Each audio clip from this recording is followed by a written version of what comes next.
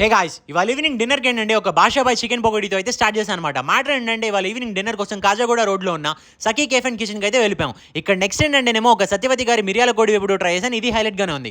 ఇవన్నీ వాళ్ళ అమ్మమ్మ నాన్నమ్మ వాళ్ళ రెసిపీస్ అనమాట. అందుకే వాళ్ళ నేమ్స్తోనే సర్వ్ చేస్తున్నారు. ఆ తర్వాత ఏంటంటే సుజాత గారి వెల్లుల్లి కోడి ఎప్పుడు అనేది ఇంకో ఐటమ్ ట్రై చేశాను. ఇది హైలైట్గానే ఉంది. ఇక పులావ్స్ విషయానికి వచ్చేస్తే కమలమ్మ గారి కారపొడి కోడి పులావ్, దాని తర్వాత chicken fry piece pulao try చేశాను. కమలమ్మ గారి కారపొడి పులావ్ అయితే బాగుంది. బిర్యానీస్లో ఏంటంటేనేమో కొలోచర్ చికెన్ బిర్యానీ, దాంతోపాటు సుచరిత గారి గోంగూర బిర్యానీ ట్రై చేశాను. ఈ గోంగూర బిర్యానీ నేను తిన్న వాటిలో వన్ ఆఫ్ ది స్పైసియస్ట్ బిర్యానీలో అయితే యాడ్ చేసుకోవచ్చు.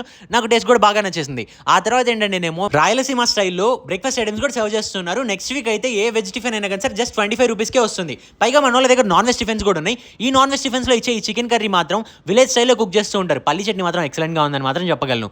ఆ తర్వాత ఇంకా హైలైట్ థింగ్ ఏంటంటే మన వాళ్ళ దగ్గర ఇండియన్, చైనీస్, తందూరి ఈ ఐటమ్స్ కూడా అవైలబుల్గా ఉంటాయి. పైగా టేస్ట్లో, క్వాలిటీలో ఎక్కడ కాంప్రమైజ్ అవ్వకుండా సర్వ్ చేస్తున్నారు. కాబట్టి ఇటు వచ్చినప్పుడు మాత్రం ఒకసారి ట్రై చేసేయండి. ఓకే.